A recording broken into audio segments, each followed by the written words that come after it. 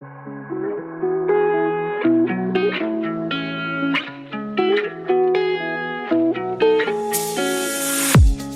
listening to an AINC original podcast. We believe you don't have to do life without a compass.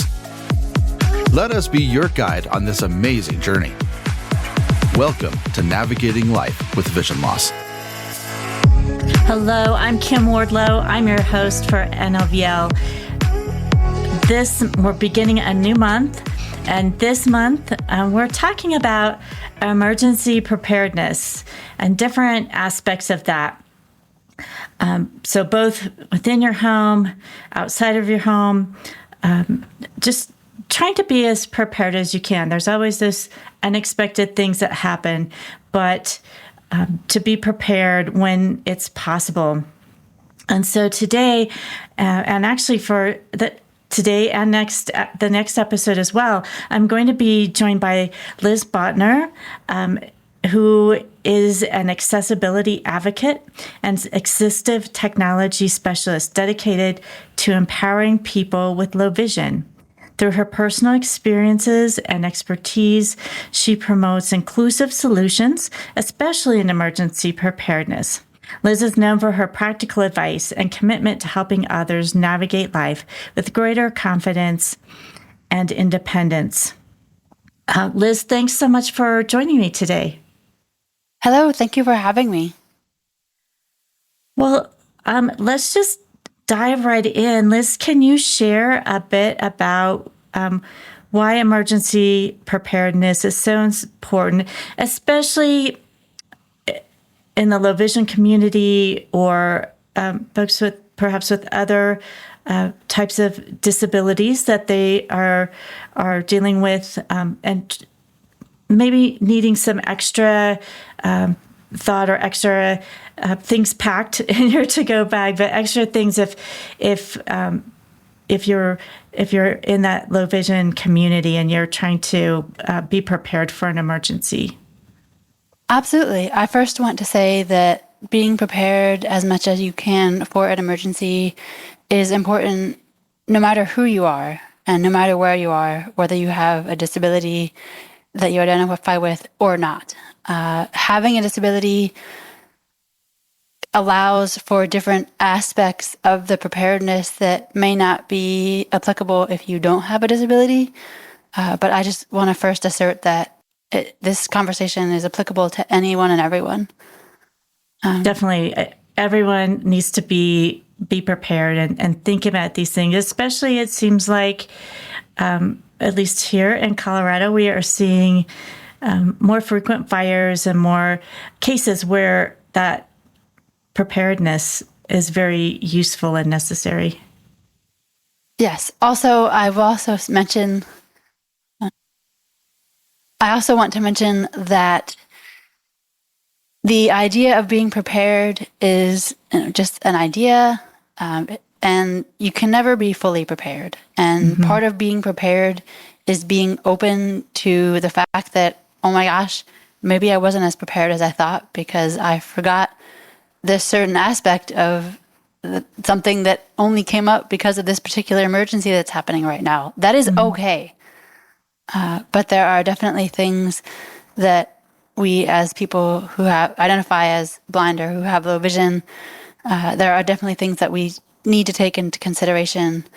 And some of those things are having different papers that we might need to take with us, whether it's lists of doctors' offices or medications in an accessible format, whether that's in print, large print, braille, on a digital recorder, on a voice memo on your phone, something that we can just quickly access and have with us. And just even having an extra battery, or maybe more than one extra battery in your go bag, because as people who identify as having vision loss, technology is usually a really important thing that we need to function in everyday life. And so having extra battery chargers for the emergency situations is definitely a helpful thing. Definitely. Do you remember the first time you needed to use your emergency preparedness kit, or maybe you realized, wow, I wish I had a emergency preparedness kit because I need to evacuate, or you were dealing with an emergency? There have definitely been times when I have been stranded out in the elements because of rideshare denials.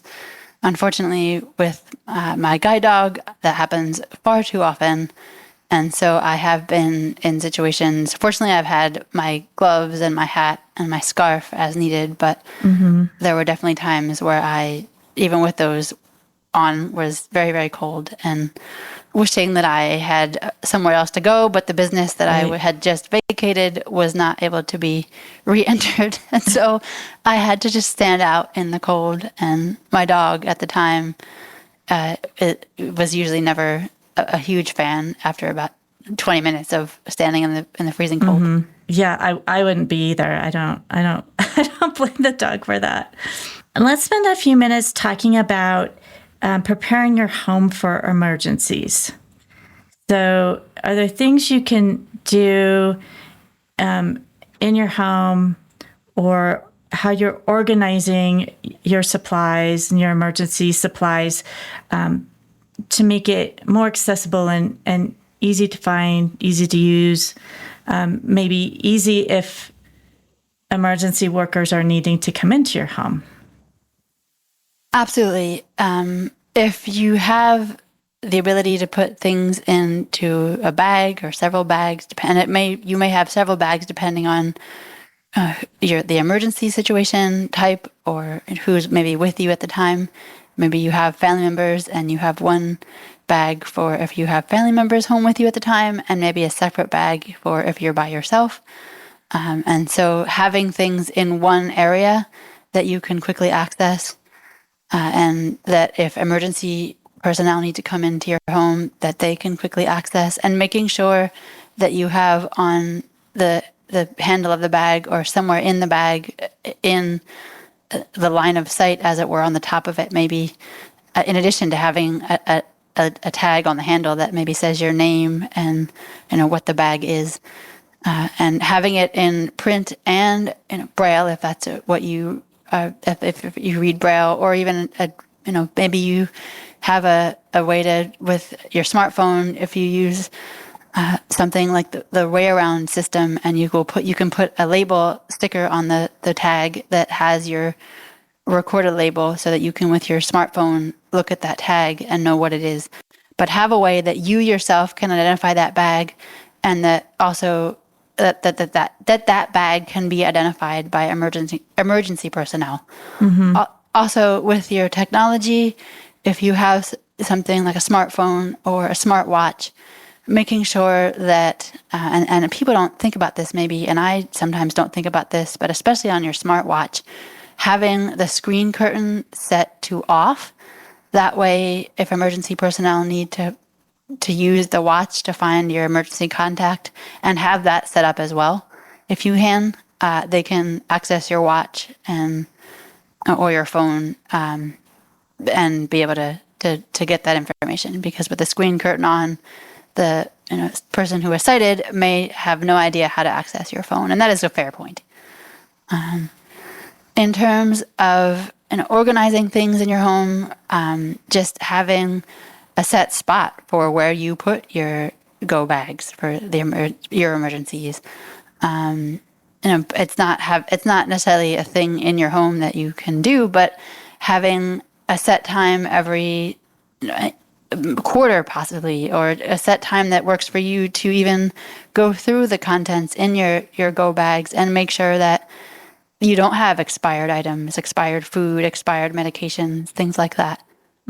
That's also very important. Yeah, it's not just a one and done. It is not. You have to keep reviewing it. Yes. And the things that you might want to have in that bag could change over time as well. If you absolutely, and that is okay.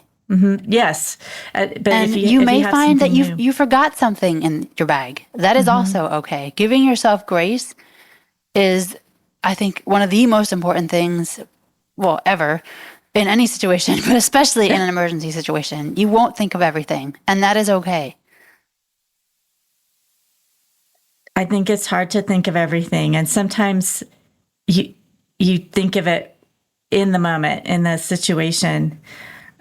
You mentioned a few things earlier, like extra backup batteries, things like that folks should be sure to think about.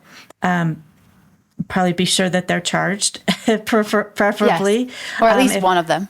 Yeah. If and possible. again, that takes work as well, right? Because you have to go and look at them every now and then to make sure they're charged. So don't just put your battery in there and think that, years, months down the line, it will hold its charge. It probably won't. Right. It's also useful to maybe have something that doesn't need a charge. They do have radios out there that you can use that have cranks, and you crank them and they have juice, and I don't actually know how they get the juice at the moment. I'm blanking on how that actually works, but I do know that is something that does exist, and it's for emergencies, so it's not relying on power, right? Or maybe it's and some of them I'm sure probably there's solar panels involved as well. Like there's solar technology. Yeah, there probably are. I know we have one at home that has a crank on it. It's small, and we've had it for so long. And I'm not sure. I don't think we've ever had to use it in an emergency, but we do have it in case the electricity went out and we were trying to have access to the outside world. So yeah, sometimes that's a good thing to have. Yes.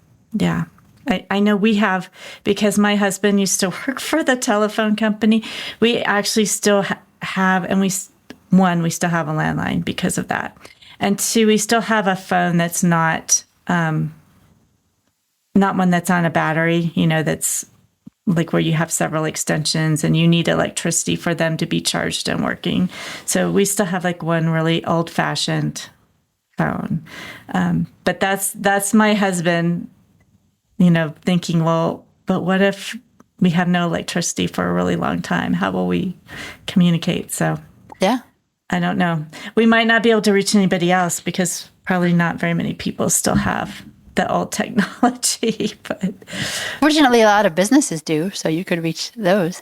Yeah, that's true. That's true. And even having a list in your go bag of local applicable businesses or emergency, fire state, the local fire station, the local police station, things like that, so that you can readily access it in the format that you are most apt to go to quickly, whether that's Braille or large print or just something. And I would even say try to have it in something in a format that is not a digital format, because in the heat of the moment, you might need something that isn't digital because maybe your phone isn't charged.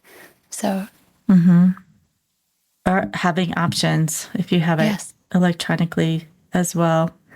But just and having a network of people, even if you live on your own, and maybe don't know a lot of your neighbors that well, just having someone who you can call and get in touch with and say, this is happening right now, even if they can't do anything physically because they're not there in your geographic vicinity, they at least can be held accountable to know that where you are and if you're safe or not. And if you're not, they may be able to help you remotely to identify a plan to get from an unsafe situation to a safer situation.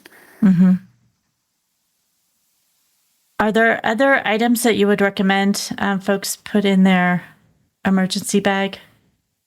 If you have guide dogs or pets, making sure that you have maybe one or two meals for them in your go bag. Maybe a favorite toy, something that's small enough that it's not going to be taking up that much room, but something that in a pinch would give them comfort in a stressful situation. I know we've mentioned medications, food, lists of important contacts or services that you use. Are there other things? I know I think people sometimes struggle with, well, what are the important things. You may you need your wallet, and if you have a passport, important documents. But just in terms of maybe a personal item or items, because you really don't want to take too much. You don't. But I mean, I would just say one thing you might want to take, obviously including the personal documents and things like that. Maybe one small item that maybe it's a stress ball or something that can offer you some kind of a relief from like the stress of the emergency. So something that is meaningful, but not so big that it will take up the whole room in your bag. Right. Because that's also important, is that you feel that you have some sort of an outlet, I think, to, have your, just to not focus on the stress of the situation. Mm-hmm. Well, and even, of course, if you have your phone or other devices, there might be other devices that you would want to take as well, just so if you were in an emergency shelter, you could listen to a book or something like that. Yes, but within reason. You don't want to take every device that you own, right? So you may want to prioritize what devices do I really need, and take the ones that are going to take up less room in your bag. But absolutely, and especially the blindness-related assistive technology devices, those really can't be replaced as easily. And so it does make sense why you might want to make sure that those are of a higher priority in your bag than, say, something else that would be replaceable.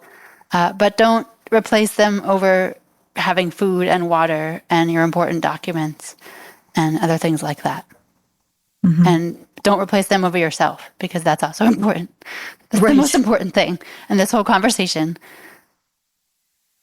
And if you're checking your bag, say, quarterly, do you change items like a scarf and gloves or a raincoat, those types of things, to change those out? Because it seems you wouldn't want all those things all the time. If you were dealing with an emergency in the summertime, you may not be wanting your gloves and your heavier items for warmth.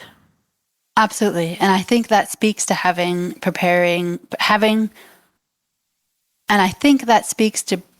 preparing different bags for emergencies, for different situations, weather being one of them. What would you recommend for someone who maybe they've just moved to a location recently and they don't have a circle of friendship or that support network built in place? Ways to reach out or have something built in case of emergency. One thing I would recommend is, if you are renting from a place, speak with your landlord or someone maybe in your building that you are comfortable with, and ask them if they have, what the recommendations are, or what is around in terms of, agencies or the local fire station or things like that. If you're able to get on the internet and do a search for those things, definitely do that. There are local chapters a lot of times of both the blindness consumer organizations, the American Council of the Blind, and the National Federation of the Blind. So tapping into those is definitely a good resource, not just for emergency preparedness, but that is definitely a reason that would be applicable to tap into them. And reaching out, if you can locate the local blindness service agency in your area and contacting them, even if it's not to open a case, it may just be to ask them, hey, even if it is not to open up a case, you may just ask them what recommendations they have for just being aware of what agencies or things to be aware of are in your general area related to emergency preparedness. Mm-hmm. They may even offer classes in that sometimes. So, right, I have seen that in emergency preparedness. Mm-hmm. I have seen that as well. If you have emergency responders coming into your home, do you have advice on interacting with them? Obviously, they may not realize you're blind or you have low vision or you have a guide dog or those types of things. Just trying to communicate that with them, what your needs are, because if they say come this way, that's not really going to be helpful to you. One option is to call the first responders when there isn't an emergency and self-disclose that you are living at your residence and identify as having low vision or that you're blind and that you do have a guide dog, and that can be put into the notes that will be pulled up when that location is seen on the dispatch screen, if a call needs to be placed from that location, and then there is that awareness before the responders even get to you. Yeah, I think that's such a good idea and important, because you definitely don't want to be separated from your guide dog or service animal in an emergency situation. You can also, if you do have a smartphone or a smartwatch or some sort of technology like that, you can put that information into your phone or your watch, so that when the emergency medical ID or whatever the equivalent might be called, and so the first responders will see notes like that when they look at your watch or your phone. Liz, is there anything else that you think of that you would like to recommend to our listeners? Is there, preparing, putting together a bag, putting together a plan, even maybe an evacuation plan from their home if there is a fire or something like that? Just taking the step and doing it and putting a plan together, whether that's you yourself doing it on your own or reaching out if you need help and finding the people that can help you do that. If you do live with family members, definitely, hopefully you can involve them, and reviewing that plan every so often and even on a consistent basis. And it's hoped that you never need it, but at least if you do need it, you will be familiar with what it is. And as I mentioned before, making sure that your go bags that you have, and yes, preparing them and making sure that they have updated items that aren't expired. That would make the emergency even worse. Right. Especially with medications. And there may be some medications that you are unable to order ahead of time. And that's just the nature of those medications. But any medications that you can, it might be worth having the conversation with your doctor and explaining why you're asking and seeing what they say. Yeah, it never hurts to ask. But the most important thing really and truly is to give yourself grace and be open to the fact that you may not be fully prepared. I don't know that you can ever be fully prepared. I would venture to say that you cannot, but that is also okay. I would agree with you. But that's where flexibility comes in, because yes, the nature of it being an emergency situation is that it's not necessarily and probably won't go to plan, but the plan at least helps. I do feel like you can also over-prepare, and that isn't necessarily helpful either. So it's striking a balance between making sure that you have the essential things and kind of thinking about it as if, okay, in an emergency situation, whatever it might be, what are the things that I absolutely would need? And especially what are the things that may not be as easily replaced? And make sure you have those. There are some things that you can absolutely get in a situation once you're safe, and that are not as imperative as the things that you can't as easily get, like your important documents or maybe your assistive technology devices that you use more often than others.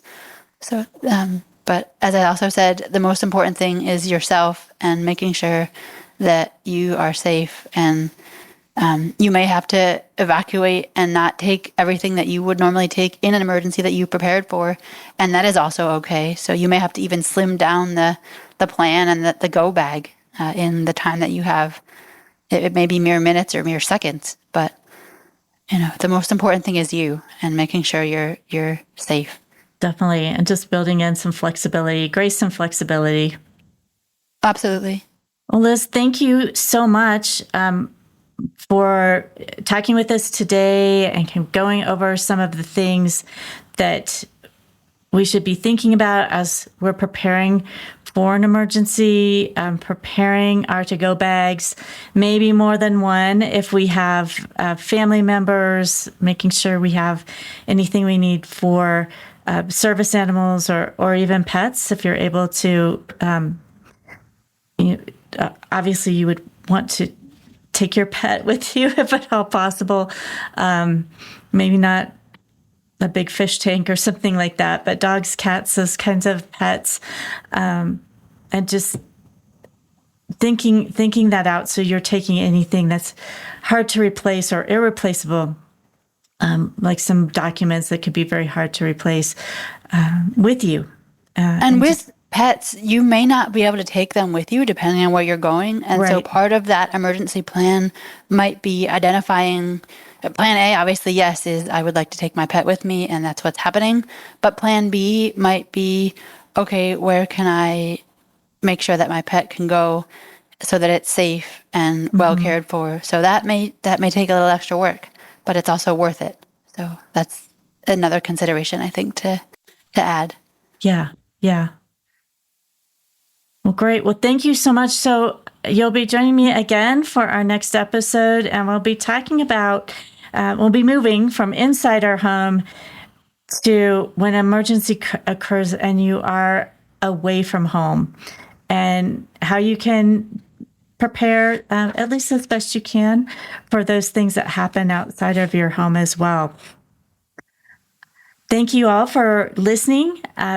We hope that this information inspires you to prepare your emergency bag and do some preparedness so that if you are faced with an emergency situation, that you can get out, you and your loved ones, and hopefully, certainly service animals, but hopefully any pets too, can all get out safely and get to a safe location.